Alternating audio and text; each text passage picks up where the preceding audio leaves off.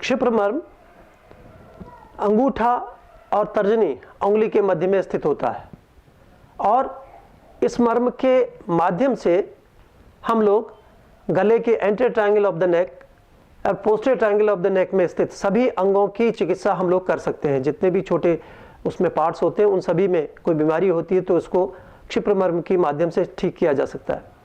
Thyroid, tonsils, oesophagus, नेजोफेरिंक्स, ओरोफेरिंक्स और इसमें होने वाली कोई भी बीमारी क्षिप्रमर्म के माध्यम से ठीक की जा सकती है।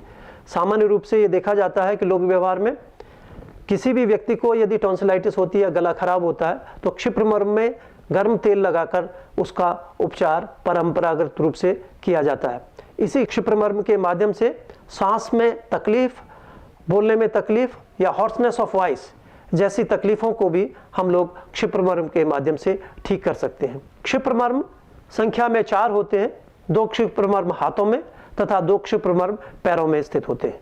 आइए जानते हैं क्षिप्रमर्म को जानने की विधि। क्षिप्रमर्म को आइडेंटिफाई करने के लिए आप हाथ की इंडेक्स फिंगर और थंब के बीच में 90 डिग्री का एंगल बना लीजिए। दोनों के बीच में आप देखेंगे कि जो फर्स्ट मेटाकार्पल और जो सेकंड मेटाकार्पल बोन है उसके बीच में थंब के बराबर का स्पेस होता है। इसको आइडेंटिफाई करने के लिए दोनों उंगलियों से इसके नीचे के हिस्से को सपोर्ट कीजिए, ऊपर अंगूठा रख लीजिए और आप देखेंगे कि यहाँ पर एक इतना स्पेस है, इसको क्षिप्रमर्म कहते हैं। इसको दबाव देने के लिए, इसको स्टिमुलेट करने के लिए दोनों उंगलियों से नीचे सपोर्ट कीजिए और अंगूठे की सहायता से इसको 0.8 सेकंड के स्टिमुलस की तरफ से इसको दबाइए।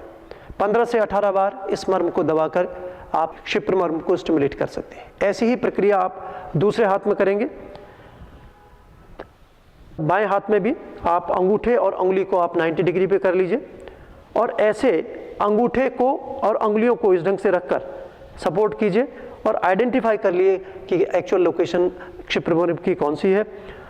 सही लोकेशन में आप जब हाथ को रख लें, अंगूठे को रख लें, तो नीचे उंगलियों से उसको सपोर्ट करिए और अंगूठे के सहायता से इसको 15 से 18 बार 0.8 सेकंड का स्टिमुलेशन दिया जाता है। क्षिप्रमर्म में आघात होने से आक्षेप या कन्वल्जेंस होकर व्यक्ति की मृत्यु हो सकती है। यदि किसी व्यक्ति को कन्वल्जेंस या दौरे पड़ते हैं या हाथ पैर में झटके आते हैं, ऐसी अवस्था में क्षिप्रमर्म से आश्चर्यजनक रूप से फायदा होता है। पैर के क्षिप्रमर्म को उत्प्रेरित करने से पैरों में होने वाला कोई भी झटका, किसी ढंग से कोई कन्वल्जेंस को ठीक किया जा सकता है। आइए जानते हैं पैरों के क्षिप्रमर्म को जानने की विधि।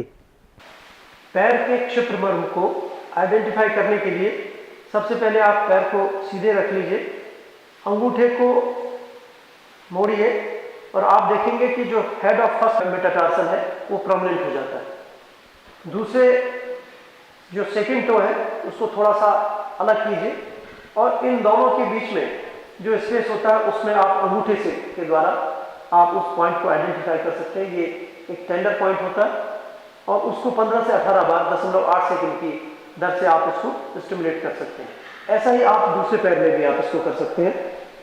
आप अंगूठा देख रहे हैं, इस अंगूठे को यदि आप ऐसे फोर्सफुली इसको मोड़ेंगे तो आपको अंगूठे के पास पॉइंट दिखाई देगा और उसको आइडेंटिफाई करके आप इसको स्टिमुलेट कर सकते हैं।